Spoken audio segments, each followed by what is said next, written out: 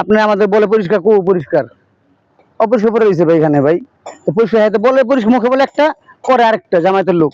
আর এই ময়লাগুলো যদি না সরায় মানুষের জন্য আরো দুর্ভোগ সৃষ্টি হবে। আর তারা তো নিয়ে যাইতে পারে সাথে সাথে, এই কাজগুলো তো করে না, কতদিন ফালায় রাখে তাও ঠিক নেই।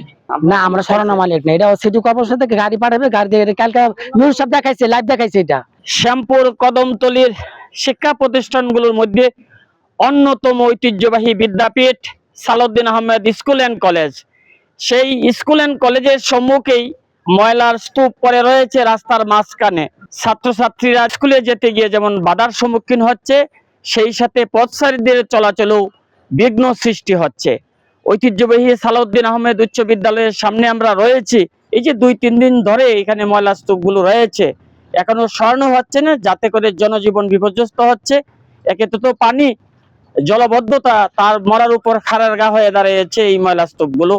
এখানে স্তরে স্তরে ময়লার স্তূপ, এগুলো দেখার জন্য কেউ নেই, বলার কেউ নেই, শোনার কেউ নেই। আমরা যথাযথ কর্তৃপক্ষের দৃষ্টি আকর্ষণ করছি। পরে সপ্তাহখানিক ধরে এমন অবস্থা হয়ে রয়েছে, ওই যে পোলাপান চলতে পারে না, ওদের সমস্যা হয়, রাস্তাঘাট ময়লা আবর্জনা।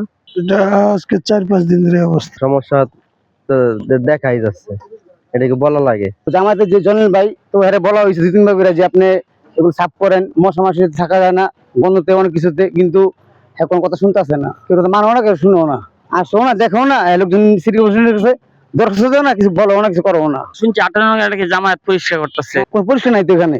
আপনি আমাদের বলে পরিষ্কার পরিষ্কার অপরিষ্কার করে দিয়েছে ভাই এখানে ভাই। তো পরিষ্কার হয়তো বলে পরিষ্কার মুখে বলে একটা করে আরেকটা জামায়াতের লোক। তো জামায়াতের লোক যদি বলতো বা করতো, তাহলে এখানে ময়লা বা মশা এখানে থাকতো না ভাই, থাকতো। আমরা জামায়াতের লোকের কাছে বলছি বা জানাইছি যে আমাদের ওয়ার্ডে ওই সমস্যা, এই ব্যাপার, পানি কাঞ্জি বা এই যে জামায়াতের এমপি গেছে, তো এখানে বলা হয়েছে যে আপনার যে ময়লা আছে, যে এখান থেকে মশার জন্য বাল বাচ্চা সবাই ডেঙ্গু জ্বর হয়। পিছনে একটা সরকারি স্কুল আছে, তো সেখানেও বাচ্চা যেতে মানে আমাদের পায়ে বাউ ঘাও হয়েছে গা, কি নোংরা পরিবেশ চলে। এটা তো সবসময় থাকে, মাঝে মাঝে এই ইদানিং এসে দেখি কিছুটা পরিষ্কার করে, কিন্তু পরিষ্কারটা ভালোভাবে করা হয় না। এটা তো মানে অনেক দিন ধরে এটা জাম মারা, সেখানে পানি নিষ্কাশন ব্যবস্থাটা হয় না এবং প্রচুর দুর্গন্ধ করে এবং মশামাছির ব্যাপক মানে প্রাদুর্ভাব এখানে মনে হইতেছে আর কি। সবসময় আসা যাওয়া চলাফেরার ক্ষেত্রে আমরা দুর্গন্ধ বোধ করি। তারপরে রাস্তাটা সংকীর্ণ হয়েছে, তারপরে এই খালটা যদি পুরোপুরি পরিষ্কার করে পানিগুলো খুব সুন্দরভাবে যাবে, আর এই ময়লাগুলো যদি না সরায় মানুষের জন্য আরো দুর্ভোগ সৃষ্টি হবে। এই পাশে আরেকটা স্কুল আছে, 2টা স্কুল আছে, বাচ্চারা আসা যাওয়া চলাফেরা করে, তাদেরও অনেক কষ্ট হয়।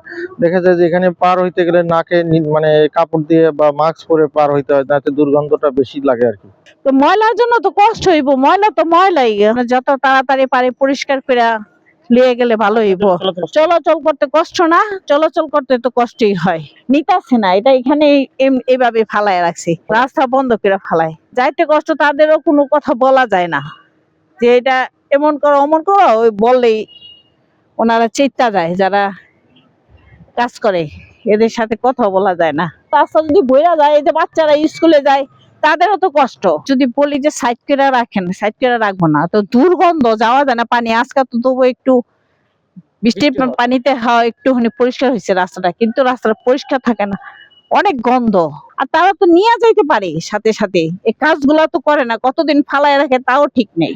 এটা হলো 53 এবং 58 মাঝামাঝি। এটা আমাদের এই যে আমার গতকাল, গত পরশুদিন, গতকাল এবং আজকে সহ এই 3 দিন হাজির মোহাম্মদ মির হোসেন মিরু, সাবেক কাউন্সিলর, সে আমাদেরকে 3 দিন যাবত এখানে পাঠাইছে, কাজ করতেছি আমরা।